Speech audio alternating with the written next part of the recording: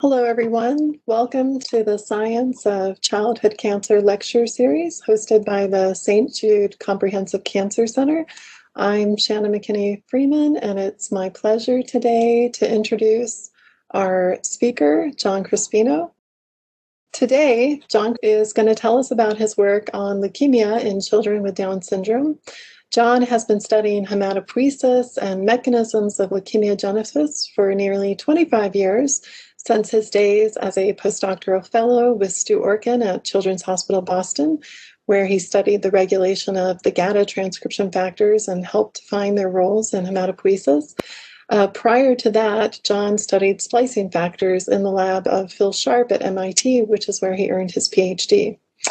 John established his own laboratory in Chicago, where he spent about 20 years, first at the University of Chicago and then later at Northwestern, studying the genetics of leukemia development in kids with Down syndrome, as well as regulators of megakaryopoiesis, aberrant megakaryopoiesis leading to leukemia, and additional mechanisms of leukemogenesis with an aim towards uncovering novel therapeutic opportunities in multiple types of blood malignancies.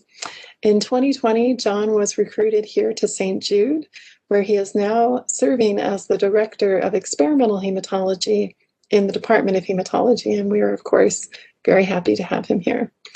John has authored more than 100 articles. He's currently serving as an associate editor at Blood, which is a top hematology journal, and he's also serving as a member of the Molecular Oncogenesis Studies section at the NIH.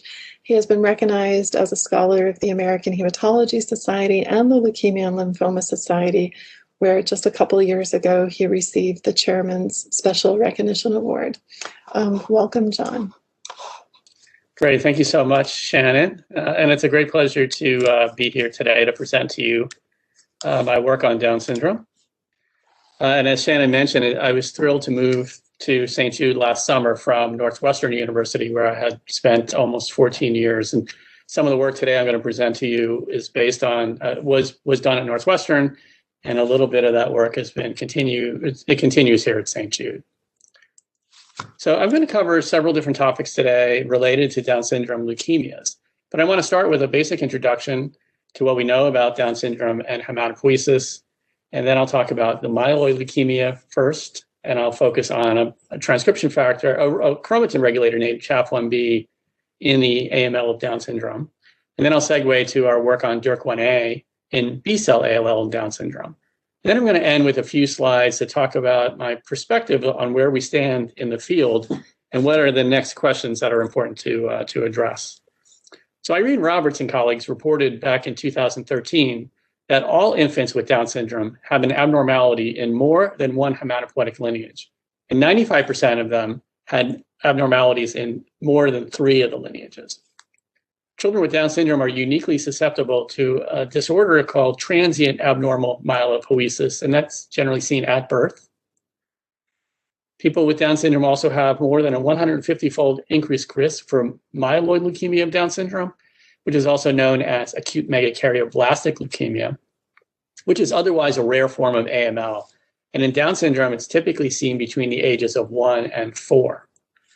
And finally, these children are also at an increased risk for B-cell ALL, a very common childhood leukemia, and they have a 20-fold increased risk. So I'm going to focus on the myeloid leukemia for the first part. And so this transient abnormal myelopoiesis, as I mentioned, presents at birth. And it generally undergoes spontaneous remission. But it's clearly a pre-leukemic disorder or pre-leukemic syndrome, because 10 to 20% of those patients will develop myeloid leukemia by the age of 3. And we know now that TAM is caused by a GATA1 mutation and trisomy 21. Now, the myeloid leukemia that we see typically occurs around the age of 2, and unlike the TAM, it doesn't undergo regression, it requires treatment. And we know that this is caused by a GATA1 mutation, trisomy 21, and at least one other mutation. Now, in terms of the clinical aspects of the AML and Down syndrome, early treatment strategies were less effective as a result of undertreatment out of concerns over treatment-related mortality. But subsequent studies of moderate intensity protocols significantly improved the outcome including a COG study in 2012, where they reported 79% 5-year event-free survival. However, children over the age of 4 years old had an unfavorable outcome with a 5-year event-free survival of 33%. And studies have shown that that AML in Down syndrome in children over the age of 4 typically does not have GATA1 mutations. Now, a more recent study by COG, Children's Oncology Group, found that inclusion of Ara-C during intensification phase and a 25% reduction in cumulative daunorubicin decreased risk of adverse cardiac events and improved the outcome, so that now we saw a 5-year event-free survival of almost 90%.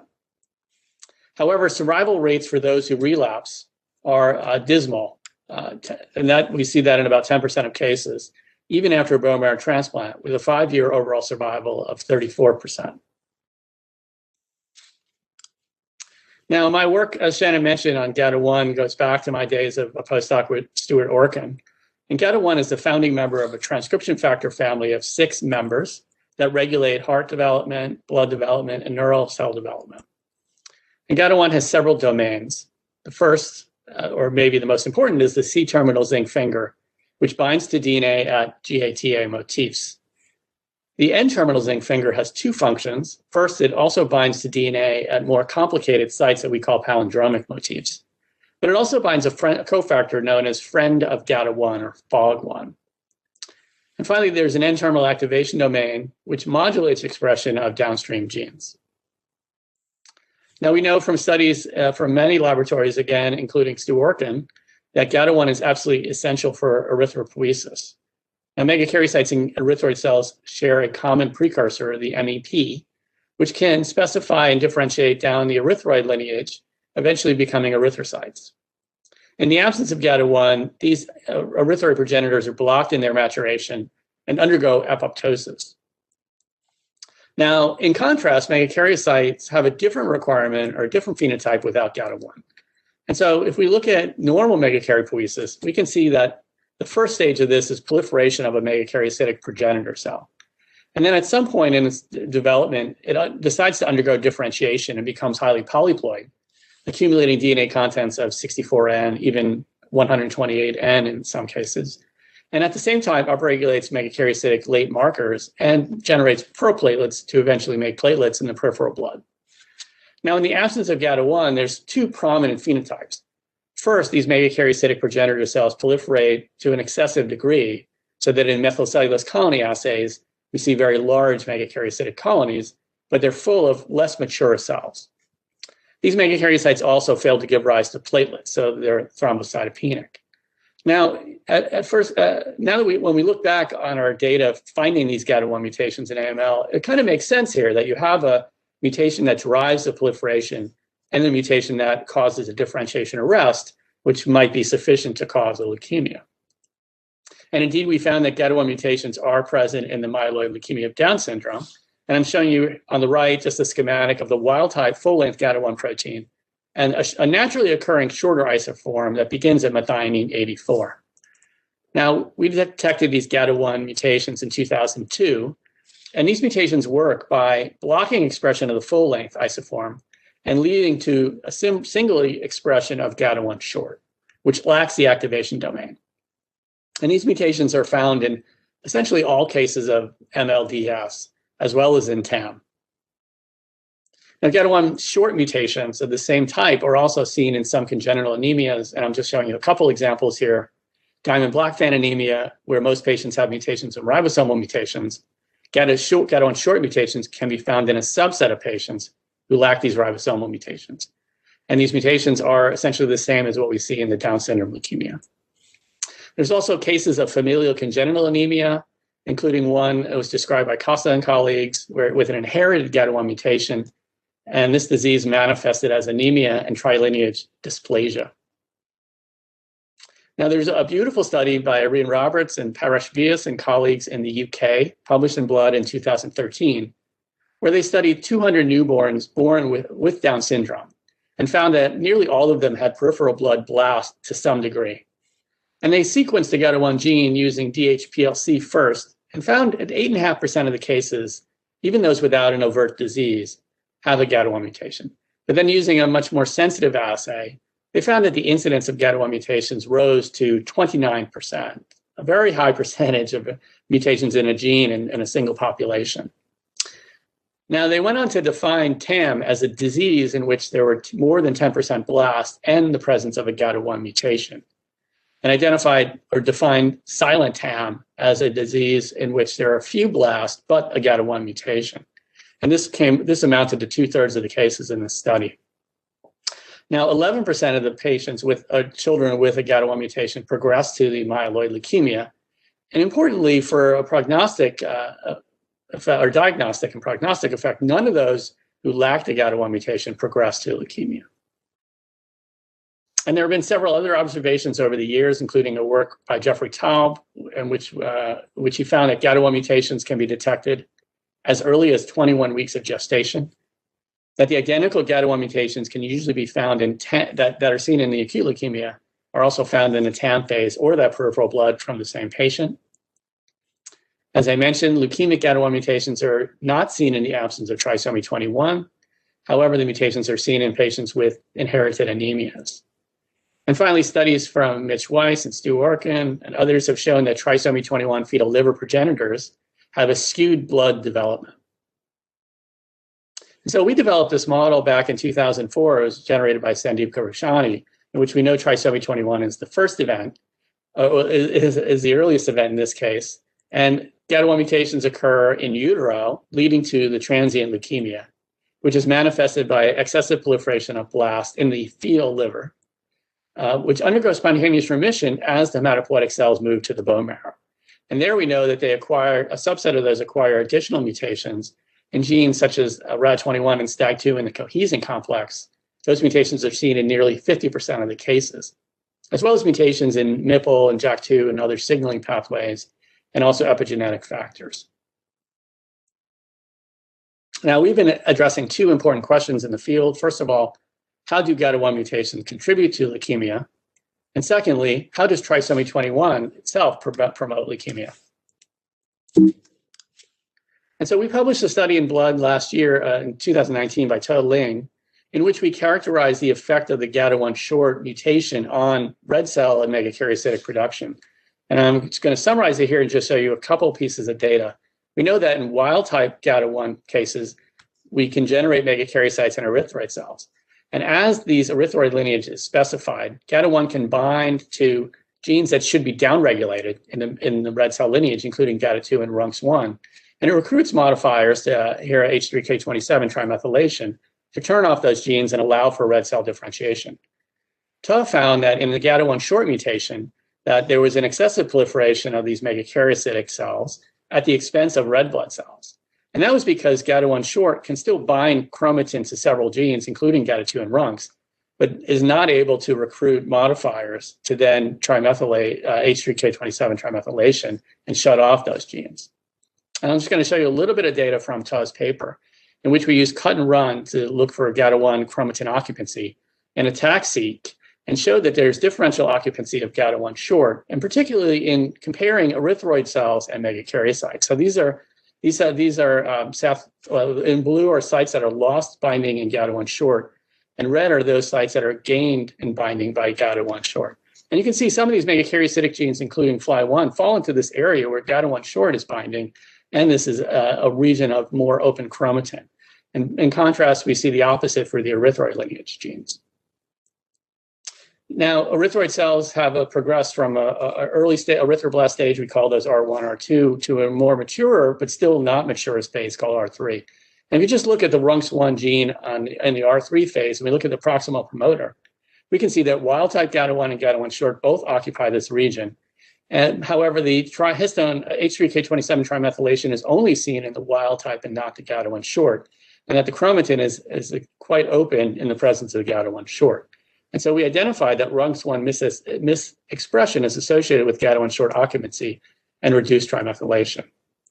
And so we are continuing to study this effect and understand how GATA1 short isoforms can lead to differential histone modifications in gene expression. Now, as I mentioned earlier, one of our major interests is looking at key genes on chromosome 21 that promote leukemogenesis. And we and others have used a variety of approaches, including animal models, patient samples, and more recently, John Dick and Eric Leckman and colleagues in fetal liver cells that are trisomic or disomic, and I'll touch on their work at the end of this talk. But we've used mouse models and shRNA strategies and came up with several genes in the Down syndrome critical region that we believe are important. One of those being CHAF1B, which I'll describe in detail in a moment. DYRK1A, I'll also mention. ERG is a transcription factor of the ETS family. We and Shai Israeli and others have shown that this contributes to both the transient leukemia and the acute leukemia in Down syndrome. A nice work by Andy Lane demonstrated, and David Weinstock showed that HMG-N1 contributes to the Down's ALL phenotype. Now, I'll give you some data here from Andrew Volk, who was a postdoc in my laboratory at Northwestern, now has his own lab at Cincinnati Children's Hospital. This work was published in Cancer Cell in 2018, and the work is entitled A CHAF1B Dependent Molecular Switch in Hematopoiesis and Leukemia Pathogenesis. So CHAF1B is a member of the chromatin assembly factor complex, the CAF complex, and it partners with CHAF1A and P48 to form this complex, which links PCNA and ASF1 to the histones that are being recruited during DNA replication. Now, we wanted to study the role of CHAF1B in normal hematopoiesis and in leukemia. And so we first generated a flox allele of CHAF1B in mice and demonstrated that we could get very strong excision and deletion of CHAF1B gene. Here is in jumping ahead, but this is in leukemia cells that are CHAF1B flox with MLL-AF9. Now, when we just delete CHAF1B from these animals, we can see here that the mice die very rapidly, and they're dying from bone marrow failure, so shown here on the right. And that makes sense for a gene that's required for DNA replication. I would point out that the heterozygous animals did not show any overt phenotype. Now, loss of CHAF1B has multiple effects on the cells. First of all, this is looking at colony formation from hematopoietic progenitor, semen progenitor cells that are transduced with MIGR1 CRE to express CRE, either wild-type heterozygous flox or homozygous flox. And you can see here when we delete CHAF1B completely, we see very few colonies formed. And actually, these are colonies which have escaped excision, so they're expressing CHAF1B still. But by and large, CHAF1B is absolutely required for colony formation. Heterozygous loss had some effect, although relatively modest. Now, when we look at annexin 5 staining or cell cycle progression, we can see here in red that homozygous deletion leads to increased apoptosis and a cell cycle block, a reduction in S phase cells. Again, not surprising based on a gene that has this known function. Now, on the flip side, we've identified that CHAF1B is overexpressed in AML, and where it correlates with poor prognosis. So CHAF1B high patients tend to have a worse prognosis than those with a lower expression in using the TCGA database. Now, we also performed our analysis of RNA levels in AML patient samples, and so these are primary 5 AML patients of different subtypes compared to CD34 cells, and we found that about a 2 to 4-fold increased expression of CHAF1B. We also then looked at a panel of AML cell lines, and the AML cell lines in blue are those that have MLL-AF9 rearrangements, or MLL rearrangements.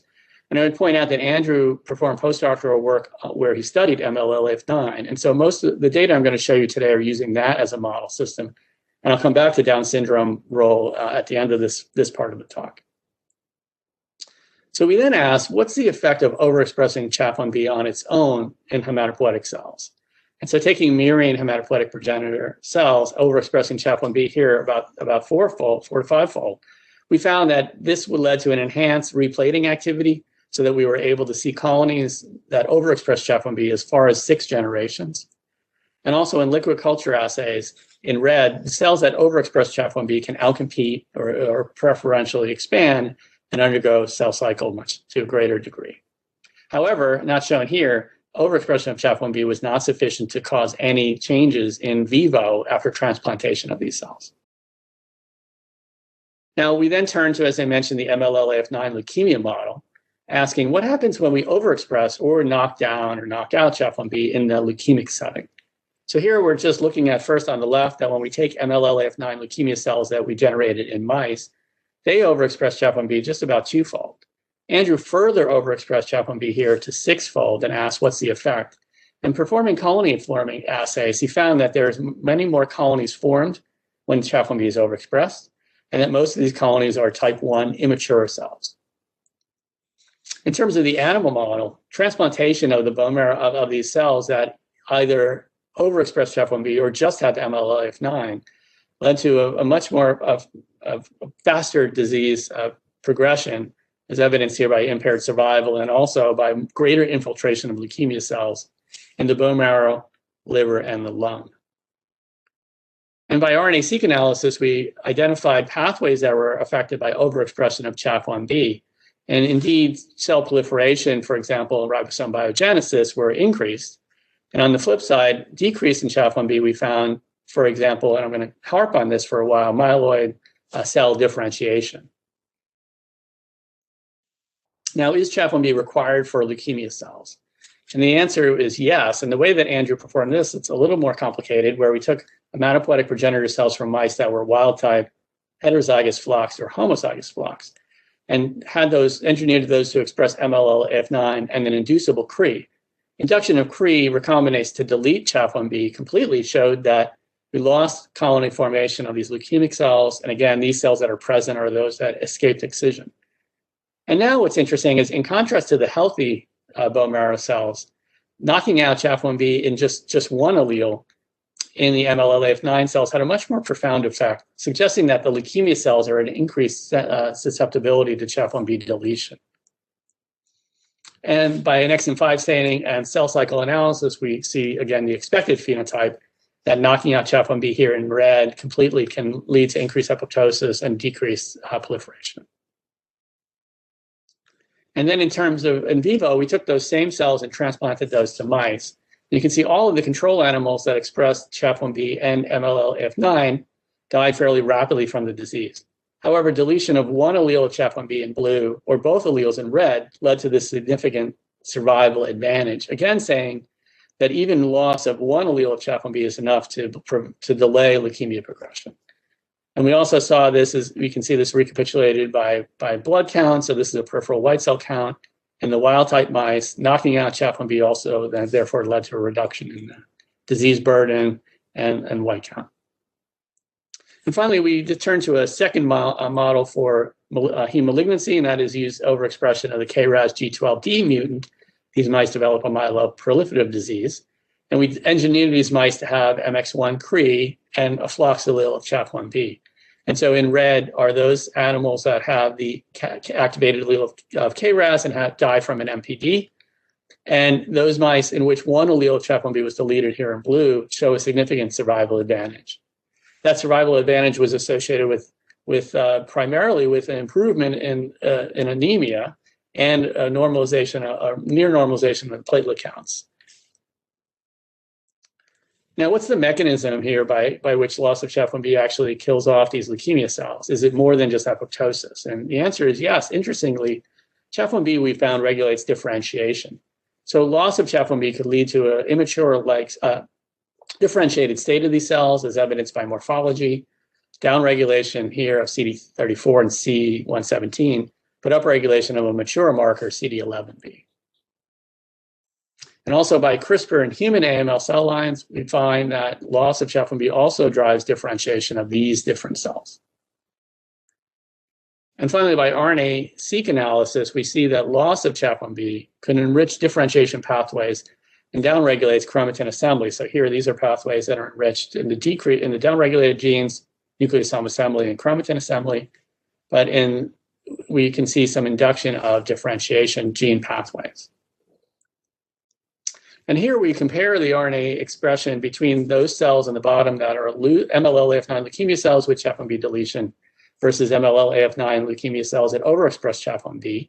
And we can see that Chaff1b is falling into the right quadrant. But what's more interesting is that these myeloid differentiation transcription factors, including CBP epsilon, FLY1, and RUNX1, appear to be controlled by Chaff1b levels. Now, Andrew had this hypothesis that in addition to acting as a DNA replication factor, Chaff1b might actually also bind chromatin at discrete sites to regulate gene expressions more directly. And so he performed ChIP-seq on a panel of cell lines. I'm just going to show you the MLLAF9 mouse leukemia cells, where he saw almost 12,000 sites in chromatin. And we can see here, if we center the peaks, first we're looking at, in pink here is PCNA. So PCNA does not have discrete binding sites in chromatin. However, CHAF1B here does show discrete sites, and those tend to be regions of open chromatin marked with H3K4 and H3K27 acetylation. And I'm just showing you here two tracks, Jude and D, for example, where CHAF1B is binding in a region of open chromatin. Now, when we look at these binding sites for CHAF1B and ask what are the motifs that underlie or within those peaks, we see that this primarily leads to, these are primarily composed of transcription factors, again, that normally drive myeloid cell differentiation, including FLI1 and CABP alpha. And by looking at ChIP-seq studies for MLL-AF9 leukemia cells, again, we know that CHAF1B binds, and when we center everything on the CHAF1B peak, this overlaps with sites that can also bind FLI1, RUNX2, and CABP alpha. But are these proteins binding at the same time, or is CHAF1B having a dominant effect? To look at that, Andrew then took cells that are replete for CHAF1B, or cells that he engineered to delete CHAF1B here in red. And you can see in every case for RUNX2, FLI1, and CBP alpha, this is the myeloperoxidase gene, which is upregulated on CHAF1B deletion. And we see increased occupancy of these myeloid differentiation factors. So our model is that CHAF1B can prevent differentiation by preventing the occupancy of these important differentiation factors.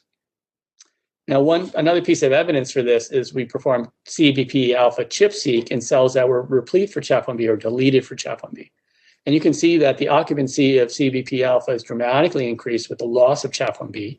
And that we're looking at gene expression changes, we can see here in purple, these are genes that are CBP target genes, and they regulate cellular differentiation. And I think perhaps the most important experiment is to show this, that knocking down CBP alpha can affect this differentiation phenotype by CHAF1B. So Andrew tested 3 different hairpins in MLL-AF9 leukemia cells, and the hairpin number 1 worked the best. And in this experiment, then, when we have these CHAF1B cells where we delete, we can get differentiation, and we're blocking that effect by losing CBP alpha. So the model here, then, is that in these leukemia cells, CHAF1B is binding and preventing occupancy of differentiation factors, including CBP alpha, and either knocking out CHAF1B or inhibiting its function, or during the course of normal differentiation, CHAF1B is downregulated and replaced in these regions of chromatin by these differentiation factors. Now, I showed you all this data from MLL-AF9 leukemia cells. Is there a distinct role for CHAF1B in Down syndrome?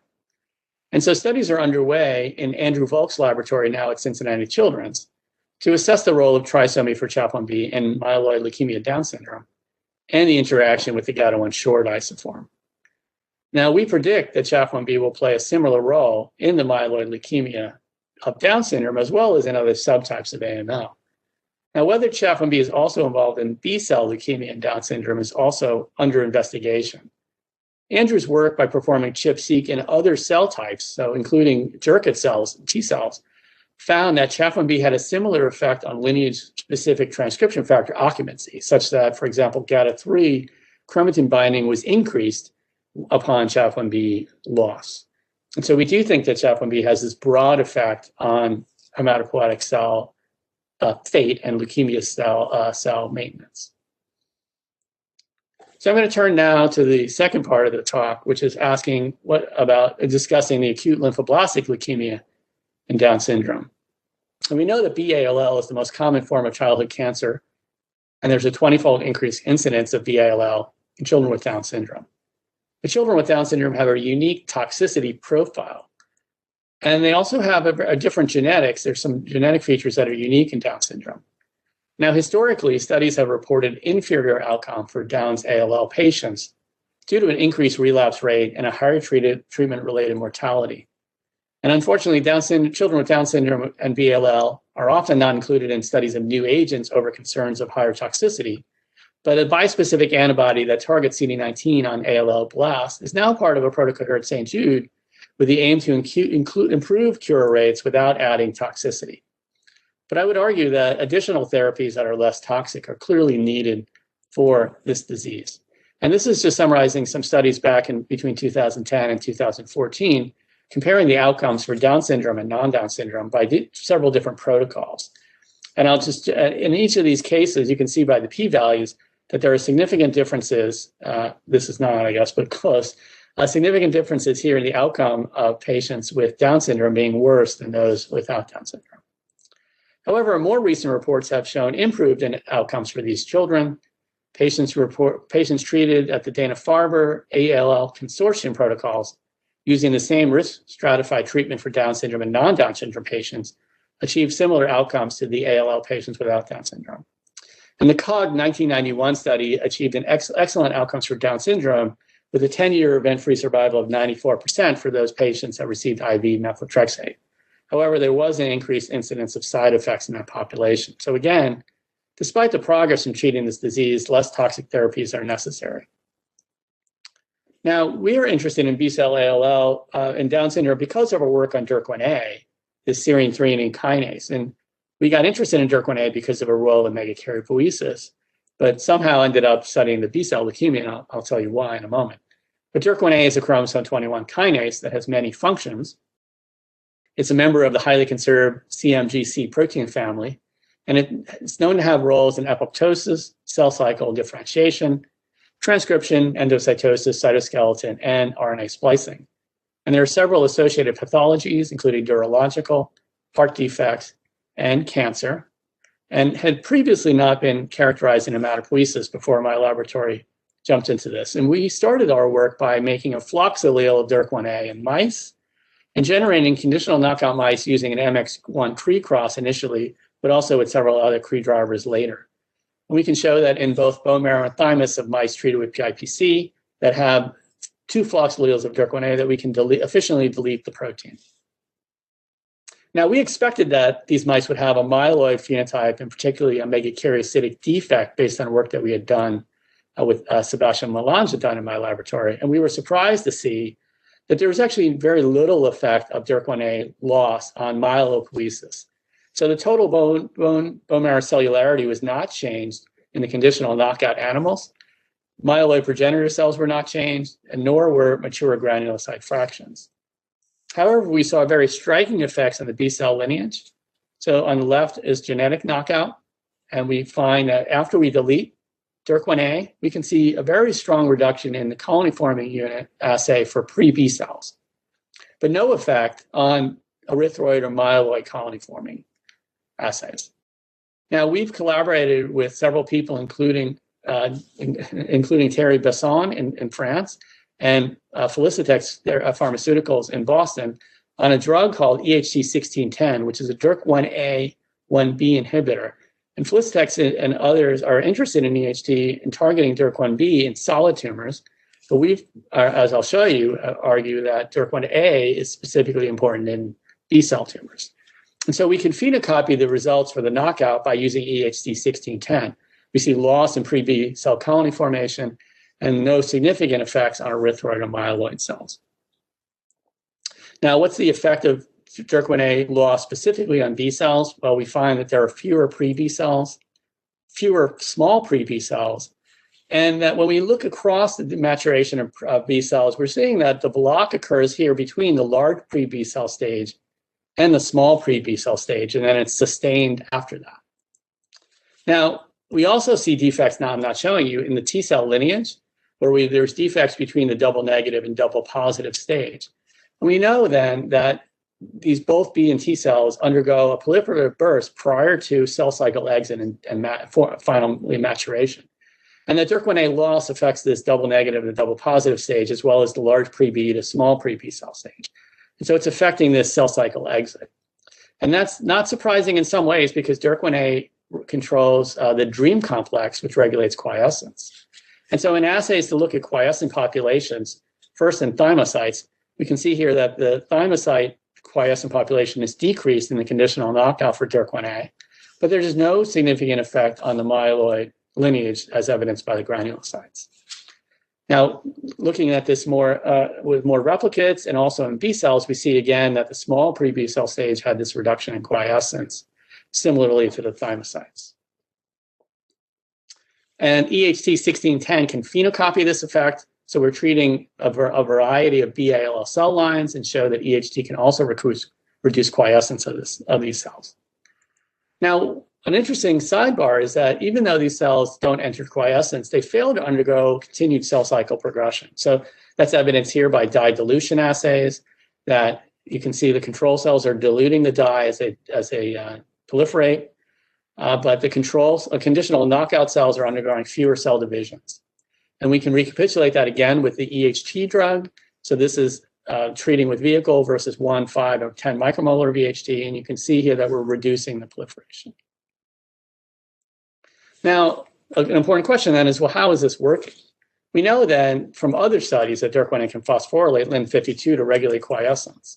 And also our studies showed that DYRK1A can phosphorylate cyclin D3 to regulate cell cycle. But we surmised or predicted that there would be another target of DYRK1A that would regulate G2M progression. Now, before I go back to that mechanistic studies, I'm going to turn to DYRK1A and leukemia. And so this is looking at the broad CCLE database for RNA expression levels of DYRK1A in various tumor types. And in yellow are hematopoietic tumors, and you can see that DYRK1A is more highly expressed in those hematopoietic tumors. Down here, we're looking at the CCL database for expression versus relative copy number. And you can see that these cell lines here in yellow are the BALL cell lines that have higher levels of DYRK1A. And by Western blot in a panel of BALL cell lines, or PDX cells, including 2 cells derived from patients with Down syndrome ALL, have much higher levels of DYRK1A protein. Now, we used our genetic model to ask, is DYRK1A essential for progression of B-cell leukemia? And we used the BCR-ABL BALL model in this case. And we generated this by taking DYRK1A flox MX-CRE cells and expressing the BCR-ABL and then transplanting. And you can see here when cells are wild type for DYRK1A, these mice die from this disease, but knocking out both alleles of DYRK1A leads to this very nice survival advantage. We were surprised, actually, and happy to see that even losing one allele of DYRK1A had this very profound effect to enhance survival, suggesting that there would be a therapeutic window where targeting DYRK1A might have an effect on the leukemia cells without affecting normal hematopoiesis. And we also know that the myelopoiesis is much less affected by DYRK1A loss, again, suggesting that this could be a good target. So we then asked, what's the effect of EHT-1610 on a panel of cell lines or the primary PDX samples? And we can see that EHT-1610 had about micromolar activity on some of the cell lines as well as on the PDX cells. And in primary patient samples, so what I'm showing you here are patient samples from BALL, TALL, or the Downs ALL, or standard risk, medium risk, and high risk or very high risk, and treated with EHT in yellow. Harmine, which is a non-specific, a drug that inhibits, you've probably heard of it, it inhibits lots of different kinases, including DYRK1A, or INDI, which has also been reported to be a DYRK1A inhibitor. And I'll point out that the Down syndrome ALL subtype is quite sensitive to EHT or DYRK1A inhibition in general. We also performed several xenograft models. I'm showing you one here, and I'll come back to more at the end of this presentation, but we transplanted COL4 cells, which are pH-like ALL, into animals and then treated with 40 mg per kilogram of EHT for 2 weeks. And you can see in red that this led to a very strong survival advantage of these animals. We also showed in cell lines that EHT-1610 could synergize. In blue here is looking at the synergy score, that we can see it synergizes with conventional chemotherapeutic agents. So getting back to my question about what else DYRK1A might be regulating to control G2M progression or other aspects of leukemia cells, we perform global differential phosphoproteomics from primary pre-B cells isolated from mice after CD19 selection. And looking at those data sets, we then performed analysis to look at the pathways that were affected. And we saw, not surprisingly, I guess, that proteins that were involved in cell cycle, cell division, and mitosis were enriched, and also the JAK-STAT signaling cascade. And I'll come back to that in a moment at the end about why that might be relevant to the BALL phenotype. But for the rest of this talk, I'm going to focus mostly on FOXO1, which was found to be a significant target in our global phosphoproteomic assay and also in our kinase assays. So FOXO1 can be phosphorylated by DYRK1A at serine 329 or 326 in mice. And so that's just shown here in an in vitro kinase assay that DYRK1A can phosphorylate FOXO1, that knocking out DYRK1A in the floxed allele, so here we can see DYRK1A is floxed and deleted, that reduces the phosphorylation of FOXO1. And similarly, treatment with of cells with EHT 1610 could lead to a reduction of FOXO1 phosphorylation. Now, this phosphorylation also affects the subcellular localization of FOXO1. So DYRK1A inhibition leads to a nuclear state of FOXO1. So we can show that here, that we're seeing cytoplasmic levels of a fusion of GFP and FOXO1. Treating with EHT can allow that protein to enter the nucleus. Expression of an allele of FOXO1 that cannot be phosphorylated, serine 329 to alanine, show that is also a nuclear localization. And when we express a phosphomimetic allele, we can see that protein is restricted to the cytoplasm. So we believe that DYRK1A can control FOXO1 activity through modulating its subcellular localization. Now, FOXO1 itself is an interesting potential target in B-ALL. And this is, again, looking at the Broad CCLE database. And you can see in yellow, hematopoietic tumors, including B lymphomas and B-ALL, have high levels of FOXO1. And on the bottom, looking at the FOXO1 expression and copy number, you see in yellow that the B-ALL cell lines tend to have very high levels of FOXO1. And by Western blot, we also see FOXO1 levels are elevated in these B-ALL cell lines, as well as in the PDX cells. Now, we leveraged a FOXO1 inhibitor from Astellas, AS1842856, and treated cell lines, PDX samples, or wild-type murine-free B cells with the compound. And we can see nanomolar activity of the drug, particularly in this Down syndrome ALL PDX model. And then treatment of patient samples also showed that the Down's ALL samples, as well as some hyperdiploid, were sensitive to this FOXO1 inhibitor. Now, the mechanism, we believe, is that FOXO1 inhibition leads to increased DNA damage and also synergizes with EHT 1610. And so this is looking at two B-ALL cell lines. And in blue is treatment with EHT alone, where we're not seeing an increase in DNA damage, but treatment with the FOXO1 inhibitor or treatment with both can lead to a synergize to lead to increased DNA damage. And we further characterize that synergy between these two molecules in a panel of B-ALL cell lines. And then in vivo, we performed several experiments with different models. So this first model was a Down syndrome ALL cell line, PDX cell, where we transplanted NSGS mice, treated with either vehicle, the DYRK inhibitor EHT 1610, or the Astellas FOXO1 inhibitor. And we can see that both EHT 1610 and the FOXO1 inhibitor led to a significant survival advantage of the animals. We can see that DYRK1A and FOXO1 inhibition also can improve survival of this hyperdiploid ALL model. And in combination using lower dose, in combination now we can see in black that we have even stronger effects on the survival of these animals.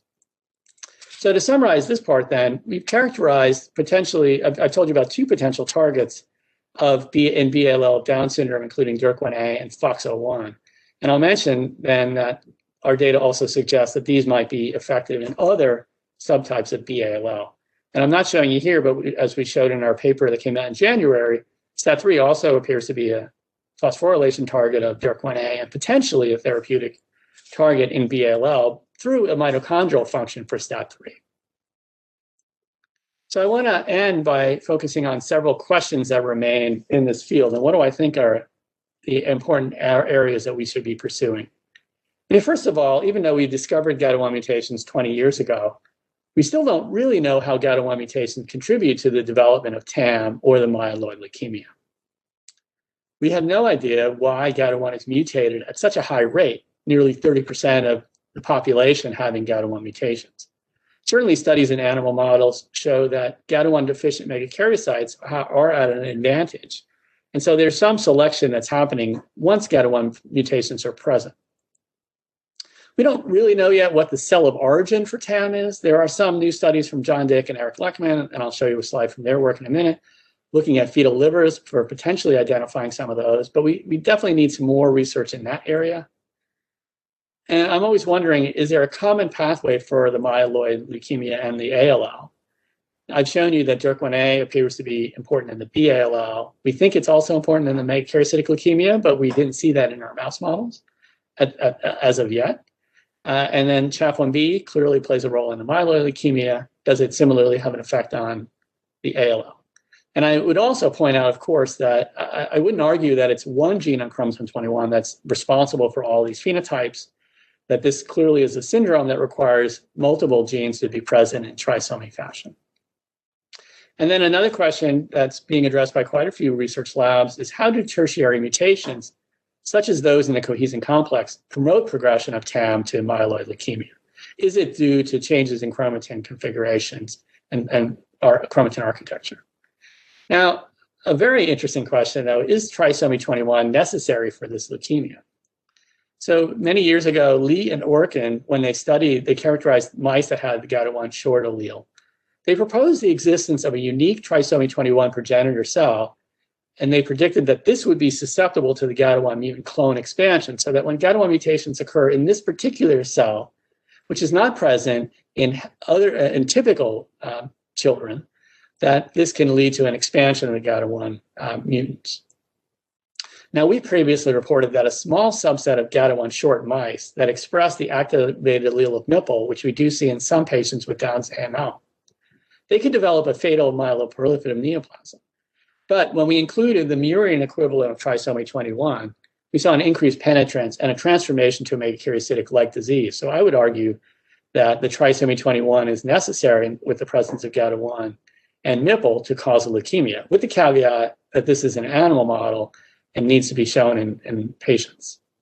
Now, Henning Klusman and colleagues reported in a paper in 2019 that most of the known tertiary mutations, including the cohesin, not the cohesin, but the signaling mutations and EZH2, I believe, could cooperate with GATA1 short in mice to cause an acute leukemia. But surprisingly, those cohesin mutations were not selected for in his screen, despite accounting for 50% of the cases of the myeloid leukemia. Now, to me, that screams that the cohesin mutations should require trisomy 21 and the GATA1 mutation. However, recent studies suggest that that might not be right. So there are three interesting studies that have come out, either presented at ASH or on bioRxiv, that look at the role of trisomy 21 in myeloid leukemia. And the first are actually two studies. One, I want to thank my former colleague in Stu Orkin's lab member, Alan Cantor, for sharing this slide and telling me about this interesting family. And a similar family was reported at ASH by Henrik Hassel. And these are families that have inherited GATA1 mutations. And so the GATA1 mutation in this family disrupts the first methionine, leading to just the GATA1 short protein expression. And the proband, the mother in this family, had macrocytic anemia with one allele of GATA1 being mutated. Her daughter developed acute megakaryocytic leukemia with acquisition of trisomy 21. And her son developed a congenital dyserythropoietic anemia, likely due to the GATA1 mutation. And another one of her children developed megakaryocytic leukemia, and unfortunately, that they developed the leukemia, but also that the cytogenetics were not determined because there were too few cells in the aspirate. But these data suggest then that trisomy 21 is required for the leukemia, but the order of acquisition is not critical. And I should also not forget that Shai Israeli published many years ago that there are cases of Down syndrome AML in which trisomy 21 is an acquired event.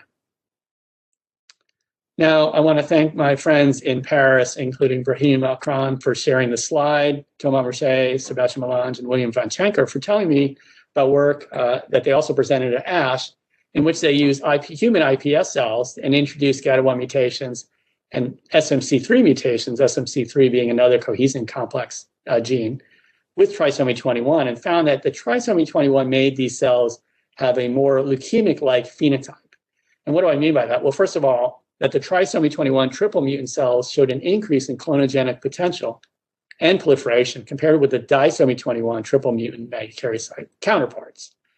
And cells here, what they showed was that when they looked at immature megakaryocytes, that there was an increase in the immature megakaryocytes in the presence of the GATA1 short allele, which we weren't surprised to see. But they also looked by RNA-seq and GSEA analysis that the GATA1 transcriptional program was impaired by GATA1 short and the SMC3 mutation. But I think most interestingly was looking at AML pathways by gene set enrichment analysis, and they show that the leukemic properties were enhanced by the presence of trisomy 21 compared to those cells that were disomy. Now, I save this for last. This is a fascinating study by Elvin Wagenblast, John Dick, and Eric Lechman and colleagues that was published in bioRxiv and presented in a nice talk at ASH, where they're modifying human fetal liver cells and engineering those to have GATA1 mutations and cohesin mutations, in this case, STAG2. And I'm just going to show you a very small part of the data from their paper. First of all, in panel A, they found that trisomy 21 GATA1 mutant cells, which would be akin to the transient leukemia, but not the disomy 21 GATA1 mutant fetal liver xenografts, showed a dramatic increase in blasts. So that's shown here in this A. These dark blue it represents those with blast. And you can see here that this is markedly expanded by the presence of trisomy 21. But the difference came here that in the presence of trisomy 21 or disomy 21, these fetal liver cells that were edited for GATA1 and STAG2 mutations could both drive expansion of immature blasts that were phenotypically similar to those seen in TAM or myeloid leukemia. And both of these led to reduced survival of animal models. Of course, the mice actually died faster when they had the trisomy 21. So these results together suggest that trisomy 21 may be required or is required for the transient phase, the initiation, but may not be required for the acute leukemic phase, at least in the presence of a STAG2 mutation. But I want to just end by drilling down on this one question. So is trisomy 21 needed for initiation, progression, or both? To my knowledge, there are no reports of GATA1 STAG2 mutant disomy AML 21 cases. One would expect to see at least some of these cases if the trisomy 21 was not required for the AML phase. And I'll remind you that cohesin mutations, they're seen in 50% of the cases of Down syndrome AML, but about 5 to 10% of other AML cases. Now, this mechanism by which trisomy 21 might be needed for subsequent acquisition of cohesin mutations, and that once a cohesin mutation is present with GATA1, it could be dispensable, is unclear to me, but that could certainly be what's happening. Maybe trisomy 21 is required for selection of cohesin mutant clones. And I wonder if it's possible whether there's a sustained increased expression of one or more chromosome 21 genes in the disomy 21 GATA1 short cells that would lead to this leukemia phenotype without the presence of a full trisomy 21. And I'll end by saying that I think to prove that trisomy 21 is dispensable for the acute leukemia, one will need to delete one allele of chromosome 21 from the myeloid leukemia cells and show what happens. And I'm going to end by thanking members, current and former members of my laboratory, and fantastic collaborators around the world for the DIRC1A and CHAP1B projects and many of our funding agencies. And just want to highlight the Rowley Foundation, which has funded our work on Down syndrome for many years, and specifically the Moore family, who helps raise funds for Down syndrome leukemia research. So with that, I'll stop, and I'm happy to take questions. Okay, thank you, John. So thank you for that excellent talk. We have a few minutes left to the top of the hour to take questions, but I will say that after the end of the formal seminar, there will be extended time for extended discussion, so you can stick around for more discussion. So I'll go ahead and get started. John, it looks like we have quite a few questions coming in, so I'll go ahead and start with those. So the first one that came through was looking at the slide that you showed summarizing the key genes on chromosome 21, and they're commenting that you highlighted some in red. And this individual is asking, what about the ones in black? How do they play a role in the things that you were telling us about? Right. So I guess I tried to allude to this at the end. Certainly, there are multiple genes on chromosome 21 that are contributing either to both forms of leukemia or potentially one or the other. The region that I characterized down there was ones that were trisomic. We focused primarily on ones that were trisomic in an animal model of trisomy 21 called TS1 RHR that was made by Roger Reeves. So this has 33 genes from chromosome 21. And we've demonstrated that those mice have hematopoietic phenotypes that are similar in some ways to what you see in people, including megakaryocytic changes and B-cell lineage changes. And so that's why we focus on those and did the shRNA screens in that region. It's not to say that other genes aren't important. For example, USP16, RUNX1, among others. And so really one needs an unbiased approach, CRISPR screening, for example, to fully characterize that. Okay, thank you. The next question is coming from Alberto Papo, and he's asking, are there any characteristics of TAM blasts that can help predict which patients will develop additional mutations and ultimately AML?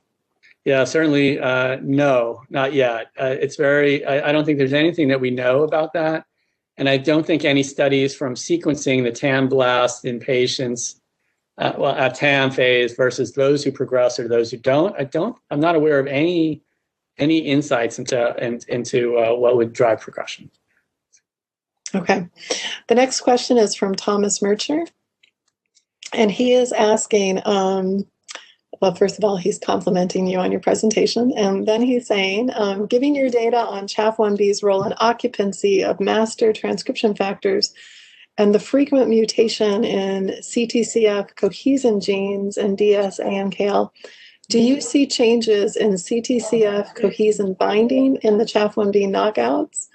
And do you expect that cooperation between CHAP and cohesin activity provides the specificity towards GATA1 short effect in DS-AMKL leukemogenesis? Yeah. Well, thanks, and thanks for being on and from Paris. I wish I could visit you there soon. That's a great question. So Andrew Volk is the one who's now he's taken the CHAF1B project with him to start his own laboratory. Absolutely should be looking into that, right? And we don't have any insights yet. There's no preliminary results that show that there's an association. We didn't look at CTCF occupancy, for example, which perhaps in retrospect we should have, but we should be doing that, or high C, for example. I always wonder, is the cohesin mutation cooperating with the GATA1 short? Is it cooperating with trisomy or some of the genes on trisomy? I kind of want to argue, without data, that it has something to do with the GATA short allele. And that is, there are some studies that were published several years ago, you know about from our friends Robbie Magetti and Ross Levine and Yannis Ifantis, where they looked at cohesin mutant cases and could find in the absence of cohesin that there's enrichment by attack-seq of GATA motifs and RUNX motifs and ETS motifs. And so I kind of think there's something going on with those family, and RUNX and ETS clearly being on chromosome 21 and GATA1 being on the X but being involved. Something is going on with those. Whether CHAP1B is also participating is worth looking into. All right. I am going to turn hosting duties over to Charles Mulligan. And we have a few more questions in the chat that I think Charles is going to put to you. And I will sign off. Thank you, John. Thank you, Shannon. And thanks again for the great talk. So another question. I have an AML patient with trisomy 21 and GATA1 mutation only in the blast cells. Would that be considered down AML? So I would think so, yes. So there must be, do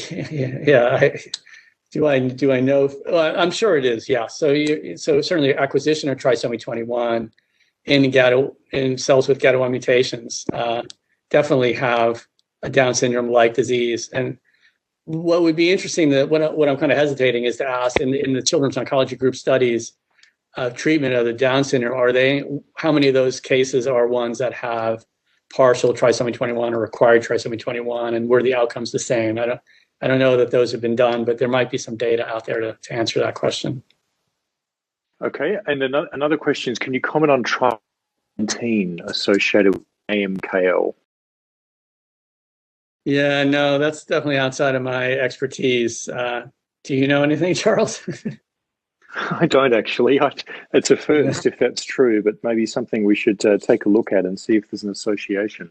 Good question. Sorry about that. From Hans Hitzler, there are virtually no reports of MLL rearranged infant B precursor ALL in children with Down syndrome. Do you think there's a functional antagonism between trisomy 21 and MLL fusion proteins? That's a really interesting question also. I guess I'm not sure that would be true because of the work we're showing on CHAF1B in MLL fusions, at least in AML. maybe it has to do with different cell of origin, for example. Not sure. Good question. Okay.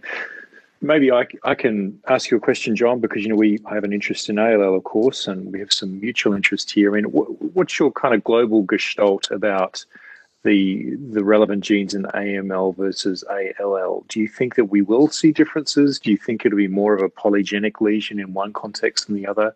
I mean, you've shown very striking data for single alterations in the AML models. Yeah, you know better than I about BALL and how complex it is, and generating, for example, the Down syndrome BALL mouse model was done by Andy Lane and David Weinstock. Somewhat not a conventional model, BCR-ABL plus a trisomy plus Icaros plus PAX5, I think, plus CRLF2, I think. And it's obviously very complicated. But in terms of the trisomy 21 connection, after we found the GATA1 mutations in Downs in the myeloid leukemia, we were very interested in, and maybe oversimplifying, thinking, oh, well, in BALL, we'll find just one gene that's mutated, some BALL, B-cell transcription factor, and then that would explain it, and it would just be simple. Clearly not the case. But to your point, are the same genes involved in predisposition for both of these disorders? I'd like to think that some of them are, but work from your lab and my lab and our collaboration will hopefully shed light on that. Yeah, let's hope so. Another question from Lisa Spenig. Interesting talk. Do you plan to get patient-derived iPSC cells to not only focus on GATA1 and trisomy 21? They would maybe display better the complexity of this disease in their development. Yeah, so my group's we're not working on iPS cells because there are several other groups, and I showed you data, and Thomas Mercier is on the call. They wouldn't be surprised if they were doing this work in Paris. But I agree with you. I mean, certainly that's an important area that could be used. That model system would actually shed quite a lot of light on this, I think, yeah. Okay, and I think that concludes the questions. So, John, thanks very much once again. A great talk, and thank you everyone for tuning in. We'll see you next week. Thanks so much. Thanks, everyone.